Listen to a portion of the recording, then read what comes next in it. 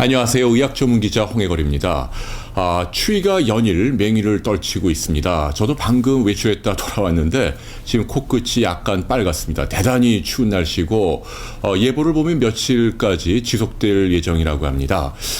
사실은 이 추위는요, 우리 인간에 미치는 영향이 생각보다 큽니다. 실제로 심리학 교과서에 나오는 내용이죠. 인간이 느끼는 여러 가지 종류의 고통 가운데 가장 큰 고통 중 하나가 바로 이 맹추입니다. 실제로 세계대전 당시 알프스에서 몇 달 이상 생존한 병사들을 대상으로 조사를 해보면 가장 고통스러웠던 순간이 적군의 총탄이나 또는 굶주림이 아니라 추운 날씨였다. 추위만 면할 수 있었다면 무엇이나 할 수 있었다라는 고백이 나올 정도로 추위가 인간에 미치는 영향은 지대합니다. 그만큼 고통스럽다는 얘기인데요. 요즘 같은 날씨에는 내복 입는 거 도움이 되겠죠. 그런데 오늘은 그런 것 말고 이 추위를 좀 지혜롭게 이길 수 있는 두 가지 의학적인 조언을 여러분께 드리고자 합니다. 술을 많이 마시거나 매운 음식을 먹으라라는 얘기 아닙니다. 그 얘기는 여러분들 다 알고 계시는 내용이고, 추위를 이기기 위해서 일부러 술 드시고 또 싫어하는 매운 음식을 먹을 수는 없잖아요. 오늘은 과학적으로 근거를 갖고 있는 두 가지 방법을 여러분께 추천합니다. 첫 번째로 제가 소개해드리고 싶은 것은요, 여러분 단백질을 좀 드십시오. 특히 고기를 좀 드십시오라는 말씀을 드리고 싶네요. 왜냐하면요, 우리가 이것을 생리학적으로 특수 여권 작용이다라고 말을 합니다. Specific Dynamic Action이라고 표현을 하는데요.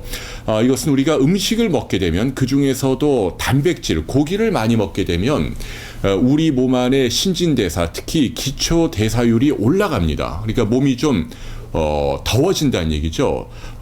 음식물을 태워서 영양분을 태워서 체열을 많이 발산시키도록 우리 몸을 만들어준다는 얘기죠.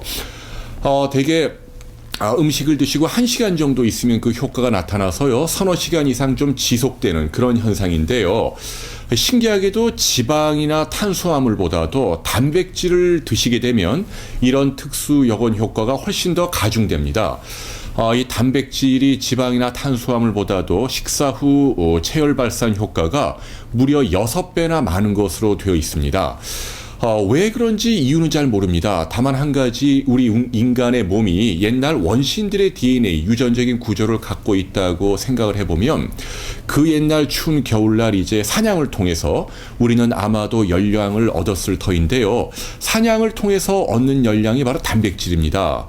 그래서 단백질을 먹으면 가장 먼저 체열이 좀 올라갈 수 있도록 우리 유전자가 갖춰져 있는 것이 장기간 생존에 유리했던 것이 아닌가, 그렇게 짐작을 합니다. 중요한 건 요즘처럼 추울 때는요, 여러분이 일부러 좀 고기를 드시라는 얘기죠. 순살코기를 말합니다. 지방이나 탄수화물이 아니라 그것이 닭고기가 되었건 참치가 되었건 무엇이든 좋습니다. 여러분들이 이 순살코기 단백질을 많이 드시게 되면 적어도 서너 시간 이상 우리 몸의 체온이 많게는 1도 가까이 올라가는 것으로 되어 있습니다. 그러니까 여러분들이 고기 드신 다음에 바깥에 나가시면 훨씬 추위를 견디는 힘이 강해집니다. 이것은 의학적으로 옳은 얘기입니다 라는 말씀을 여러분께 드리고 싶네요. 자, 그리고 두 번째로 제가 당부하고 싶은 팁은요, 목욕하는 방법인데요. 자, 여러분들이 이제 외출을 하셔야 합니다. 그런데 이제 많은 분들이 가볍게 샤워를 하고 외출하는 분들이 계시죠. 이것은 굉장히 잘못된 방법이죠. 샤워라고 하는 것은 이제 미지근한 물로 가볍게 우리가 전신을 씻는 건데요. 이렇게 되면은 우리 피하 혈관이 수축을 합니다. 대개는요, 미지근한 물로 가볍게 할 경우에는요. 자, 이런 상태로 우리가 찬바람이 싱싱 부는 바깥에 몸을 노출을 시키게 되면 감기에 걸리기 딱 십상입니다. 감기에 잘 걸린다는 얘기죠. 왜냐하면 우리 몸속에 피하혈관이 수축하니까 체온을 더 떨어뜨리고 그런 경우에는 감기에 잘 걸린다는 얘기죠. 자, 이럴 때는요, 욕조에 좀 뜨거운 물을 받으십시오. 이른바 온탕욕인데 제가 보기엔 적어도 40도 이상의 상당히 좀 뜨거운 물 속에 여러분이 5분 정도 가만히 들어가 있는 겁니다. 경험을 해보신 분들은 아시겠습니다만은 이렇게 뜨거운 물 안에 여러분 몸을 담그게 되면 우리 체온 예전보다도 훨씬 높은 상태의 물에 들어가니까 우리 몸은 반사적으로 피하 혈관을 확장을 시킵니다. 왜냐하면 물을 통해 들어온 열을 외부로 발산시켜야 하기 때문에 우리 몸은 신진대사가 올라가고 혈관이 확장이 되고 내 몸의 체온이 올라갈 수 있도록 몸을 만드는 거죠. 체열을 발산시키도록 내 몸의 세팅을 바꾸는 겁니다. 자, 이런 상태로 여러분이 외출을 하게 되면 경험해 보신 분들은 아시겠지만은 훨씬 덜 춥습니다. 내 몸 안에서 열기가 후끈후끈 느껴지죠.